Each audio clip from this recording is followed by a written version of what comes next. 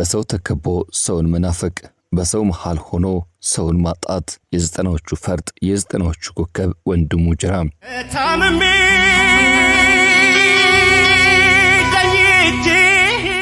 የሰሙኛ አነጋጋሪ መልእክትና ያለንን ልባይ ድምጾች ከያቅጣጫው መሰማት ወንድሙ ጅራና የትውልድ ናፍቆት ምንና ምን አብራችሁን ስትቆዩ ወንድሙ ጅራ ከሰሞኑ ባስተላለፈውና ባሰራጨው የቲክቶክ መልእክት አማካይነት በርካቶች አለንልህ አይዞህ ያሉት ይገኛሉ።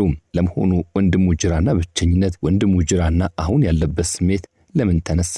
በዝርዝር የምንቃኝ ይሆናል። አመልካም ቆይታም። በእንደዚህ አይነት ነገር ገብቷል ካልተፈቀደልህ የሰው ልጅ በተፈጥሮ ማህበራዊ ፍጡር ነው። ከሰዎች ጋር መኖር፣ ሐሳብን ማካፈል፣ ስሜትን ማጋራት የህልውናው መሰረት ነው። ሆኖም ግን አንዳንዴ በብዙ ሺዎች የሚቆጠሩ ሰዎች ውስጥ ተከቦ በታዳሚ ጭብጨባ ደምቆ በዝና ማማ ላይ ወጥቶም በድንገት ወደ ውስጥ ሲመለከቱ ጥልቅ የሆነ ብቸኝነት ስሜት ሊሰማው ይችላል። ይህ ስሜት በተለይም ስሜታቸውን በዜማና በግጥም ለህዝብ ለሚሰጡ የኪነ ጥበብ ሰዎች ይበልጥ የተለመደ ነው። ዛሬ የምናጋራቸው የዚህ እውነታ አንድ ማሳያና ማረጋገጫ ሆኖ የሚቀመጠውን ክስተት ነው።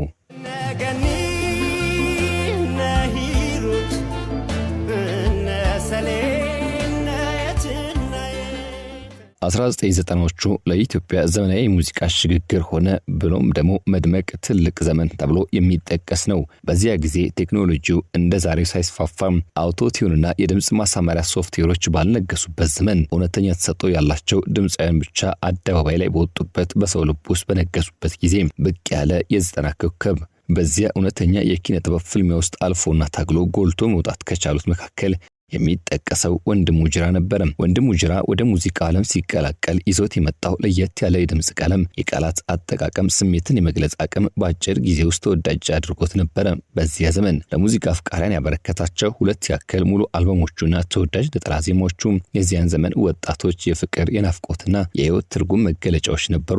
የሙዚቃ ባለሙያዎች እንደመሰከሩለት ወንድሙ ጅራ ለየት ከሚያደርጉት ነገሮች መካከል ዋነኛውና ቀዳሚው የመድረክና የስቱዲዮ ድምጽ ምንም አይነት ልዩነት ለማሳየቱ ነው። ስቱዲዮ ውስጥ በተረጋጋ መንፈስ የዘፈነውን ያህል በመድረክ ላይ በሺዎች ከሚቆጠሩ ታዳሚያን ፊት ቆሞ ሲዘፈን ያው ጥርት ያለው ወንድሙ ጅራ ነው። ወጥ የሆነና የማይወላወል የአቅሙን ታላቅነት በስራዎቹ ያስመሰከረም የሙዚቃው ሰው ወንድሙ ጅራ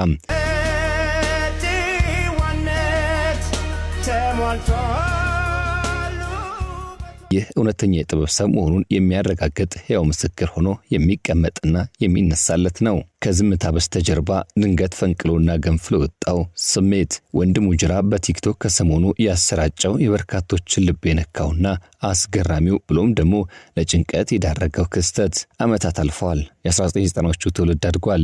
አግብቶ ወልዶ አንዳንዱም ወደ መጎልመሱ ተሻግሯል። የሙዚቃው ኢንዱስትሪ መልኩን ቀይሯል። አዳዲስ ድምጻውያን መጡ። አዳዲስ የሙዚቃ ስልቶች ተፈጠሩ። በዚህ ሁሉ መሃል ወንድሙ ጅራ ከሙዚቃው መድረክ ራቅ አለ። ያም ሆኖ ግን ብቅ ጥልቅ በሚሉ ነጠላ ዜማዎቹና በሌሎች ስራዎቹ አለው ለማለት የሞከረባቸው አጋጣሚዎች ቀላል አይደሉም። እሱ ዛሬም በህዝብ አልተረሳም። እሱ በዚያ ዘመን የሰራቸው የሙዚቃ ስራዎቹ በከፍታ ማማ እንዳስቀመጡት ዛሬም ይታወሳል። ሙዚቃዎቹ በሬዲዮ ጣቢያ በካፌውና በየቤቱ መደመጣቸው አልቆመም። ነገር ግን ከሰሞኑ አንድ ያልተጠበቀ ክስተት ተፈጠረ። ወንድሙ ጅራ አዲስ የቲክቶክ ገጽ ከፍቶ በቀጥታ ስርጭት ወደ አድናቂዎቹ ብቅ አለ። ብቅ ያለበት መንገድ የብዙዎችን ትኩረት ስቦ ነበር። ፊቱ ላይ የናፍቆት የተስፋና አንዳች ብቸኝነት ስሜት ይነበብበት ነበር። በከፈተው የቀጥታ ስርጭት ላይ የተናገራት ቃል የብዙዎችን ልብ የነካችና ጥልቅ ትርጉምን ያዘለች ነበረች። ብቸኝነት ተሰማኝ፣ ቢቀለኝ ብዬ ወደ እናንተ መጥቻለሁ። የቲክቶክ ላይቭ ጠቅሙ እንደሆነ ባላውቅም ከናንተ ጋር ማሳለፌ ጥሩ ስሜት ቢሰጠኝ ብዬ ስላሰብኩኝ ወደ እናንተ መጥቻለሁ። ሙከራ ኦኬ፣ ሪካርዲንግ ላደርግ ነው። እስቲ ብቸኝነት ሲሰማኝ አሁን አንድ መላ የመጣል ይመስሉኝ ነው።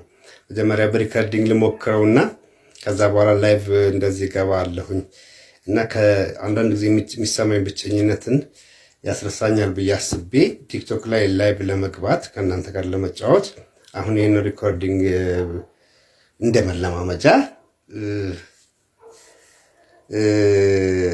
ይህን ፖስት አደርገዋለሁ። ከዛ በኋላ ምናልባት ላይቭ ገብቼ ከእናንተ ጋር መጫወት ምናምን እድል ይሰጠኛል ብዬ አስባለሁ። ከብቸኝነት ይገላግላል፣ መደበሪያ ይሆነኛል በሚለው ሌላ ምንም የማገኘው ትርፉም እንደሆነ ራሱ አላውቀውም። ይሄ ላይቭ መግባት ነው የሚባለውን ነገር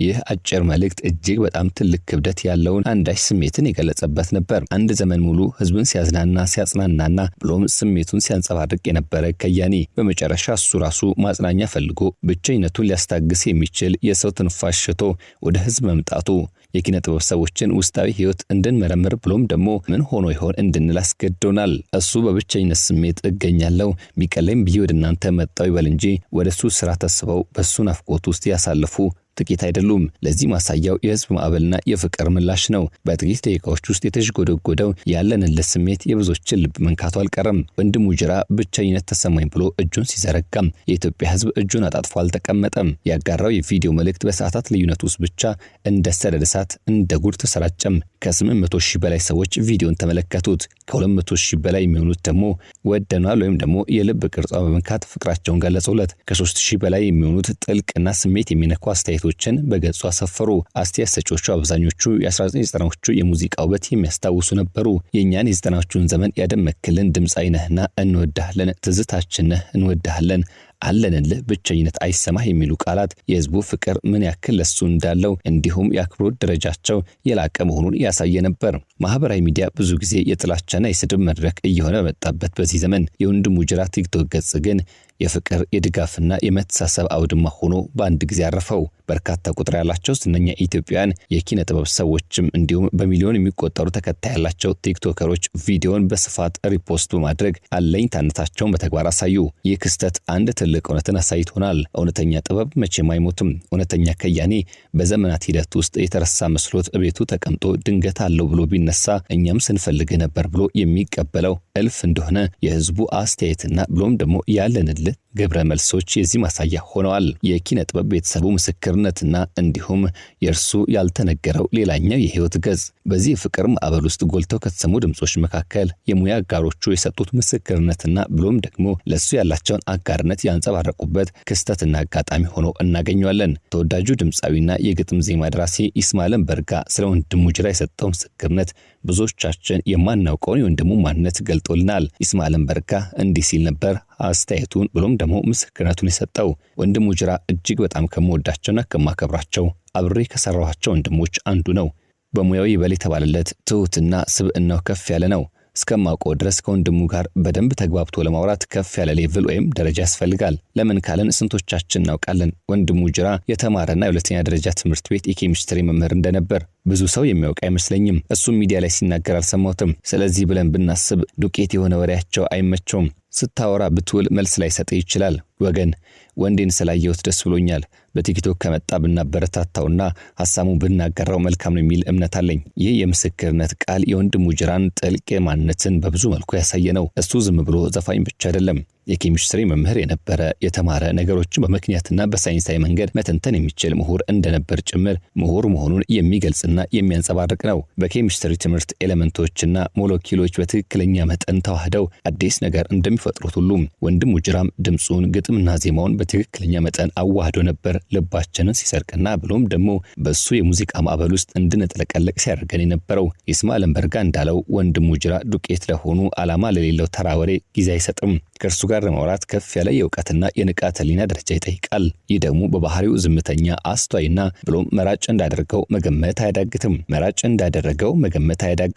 ምናልባትም ይህ ከፍ ያለ የአስተሳሰብ ደረጃና እንዲሁም ከዘወትራዊ የዕለት ተዕለት ወሬ መራቅ ለብቸኝነት አንዱ ምክንያት ሊሆን ይችላል የሚሉ ግምቶችና መላምቶች እንዲሰጡ ምክንያት ሆነዋል።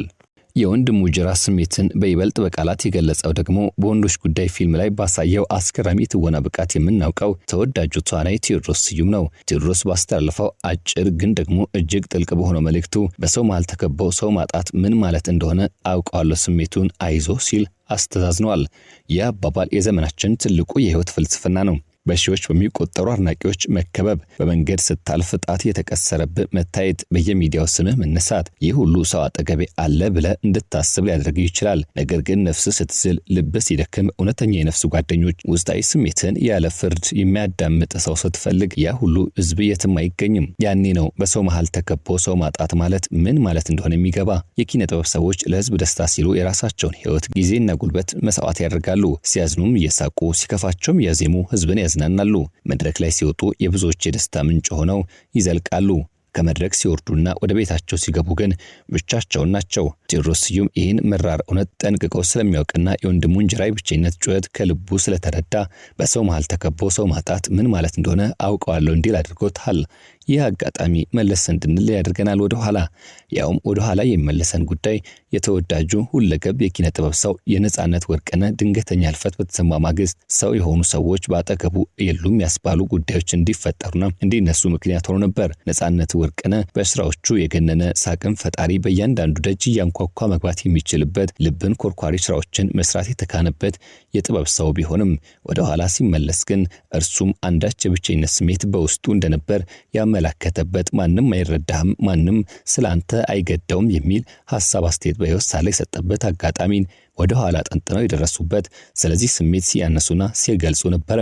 ወንድሙ ጅራ በዚያ የህይወት ማዕበል ውስጥ እንዳለፈ ወይም ደግሞ እያለፈ እንደሚገኝ አንድ ማሳያ ሆኖ እንዲቀመጥ ግድ አለ። የወንድሙ ጅራ ክስተት የማህበራዊ ሚዲያን በተለይም የቲክቶክ ሌላኛው በጎ ጎንና ገጽታ ሳይቶናል። ብዙ ጊዜ ቲክቶክ ለቀልድ፣ ለጭፈራ አልፎ ተርፎም ጊዜ ማጥፊያና የማይረቡ አጀንዳዎች ማራገቢያ ተደርጎ ይወሰዳል። ነገር ግን በትክክል ከተጠቀምንበት የጠፋ ለማገናኘት፣ የተሰበረ ለመጠገንና ብቸኝነት ለተሰማው ሰው የብዙሃኑን ፍቅር ለማድረስ የሚያስችል አስደናቂ ድልድይ ነው። ወንድሙ የቲክቶክ ላይቭ ጥቅሙ እንደሆነ ባላውቅም ብሎ ነበር ገባው። አሁን ግን ጥቅሙን በተግባር አይቶታል። ጥቅሙ የረሳ የመሰለ ህዝብ ምን ያህል እንደሚወድና እንደሚያስታውስ ማሳያ መስታወት መሆኑ ነው። ጥቅሙ ከዓመታት በፊት የዘራኸውን የጥበብ ዘር ዛሬም በሰዎች ልብ ውስጥ ፍሬ አፍርቶ ማየት መቻሉ ነው። ይህ የህዝብ ድጋፍ ለወንድሙ ጅራ ትልቅ የስነ ልቦና ስንቅ እንደሚሆን አያጠራጥርም። አለንልህ የሚለው የህዝብ ቃል ለቀጣይ የሙዚቃ ስራዎቹ፣ ለአዲስ አልበሞችና ለመድረክ ስራዎቹ ትልቅ መነሳሳትን ይሰጠዋል። አርቲስት በገንዘብ ብቻ ሳይሆን በህዝብ ፍቅርና እውቅና የሚኖር ፍጡር በመሆኑ ይህ አይነቱ ከሰሞኑ የታየው የፍቅር ዝናብ የወንድሙን የኪነ ጥበብ ነፍስ ዳግም እንደሚያለመልም መጠራጠር ምንኛ ይቻላል። አዎ ወንድሙ ጅራ ዳግም በስራዎቹ ከፍሎ ይመጣበት ተከበው ወይም ደግሞ በሰው መሃል ሆኜ ብቸኝነት ተሰማኝ ያለውን ስሜት የሚሽርበት ጊዜ እንደሚመጣ ማመን አያዳግትም። በማጠቃለያችን የሀገራችን የኪነ ጥበብ ሰዎች ሀብቶቻችን ናቸው። የዘጠናዎቹ ይሁን ከዚያ በፊት አሊያም ደግሞ ዛሬ ላይ ህይወታቸውን ለእውነተኛ የጥበብ መንገድ የሰጡ ሰዎችን ማክበር አለፍ ሲልም መንከባከብና አጠገባቸው ነን ማለት የሁላችንም ኃላፊነት ነው። ወንድሙ ጅራ ያ ድንቅ ኬሚስትሪ መምህር፣ ያ ያልተበረዘ ድምጽ ባለቤት፣ የዘጠናዎቹ የፍቅር ዜማው ልብን ያነሆለሉለት የሙዚቃ ሰው፣ ብቸኝነት ቢሰማህ አንተ ብቻህን አይደለህም በዜማ ያሳደግከው፣ በግጥም የኮተኮትከው፣ በስራዎች የተደሰቱ በሚሊዮን የሚቆጠር ህዝብ ከጎንህ አለን። እኛም እንደ ጥበብ አፍቃሪ ይህን ድንቅ ከያኔ በቲክቶክ ገጹ ላይ በመከታተል በማበረታታትና ስራዎቹን በማድመቅ ፍቅራችን ልንገልጽለት ይገባል። የኪነ ጥበብ ሰው ትልቁ ሽልማቱ የህዝብ አክብሮት ተወስነውና ወንድሙ ጅራ ስለነበርክልን ስላለህልን እናመሰግናለን። ትላንትናችንን አስውበ ዛሬያችን ላይ ደግሞ ወደ ኋላ ስንመለስ መልካም የትዝታ ስንቅ እንድንሸክፍ ስላደረግከንም እናመሰግናለን። ወንድሙ ጅራ በ1996 ዓ.ም ጉዳይ ነሽ ከሚለው አልበሙ ማስከተል ሁለተኛ አልበሙን ከዓመታት በፊት ለሙዚቃ ወዳጆች ካደረሰ በኋላ የተለያዩ ነጠላ ዜሞችን እየሰራ በገጥልቅ በማለት ሂደት ውስጥ ያሳለፈ ቢሆንም ዛሬም ግን በስራዎቹ መናፈቁ፣ ዛሬም በስራዎቹ መታወሱ አይቀሬ ነው። ቀሪው መንገዱ የሰመረ ያማረ የተቃና እንዲሆንለት ተመኘን። የዛሬን እዚህ ጋር አጠናቀቅን። በያላችሁበት ደግሞ ለእናንተ ቸር መልካም ጊዜ ተመኘን። ውድ ቤተሰቦቻችን ካይን ያውጣሽ ነው እንጂ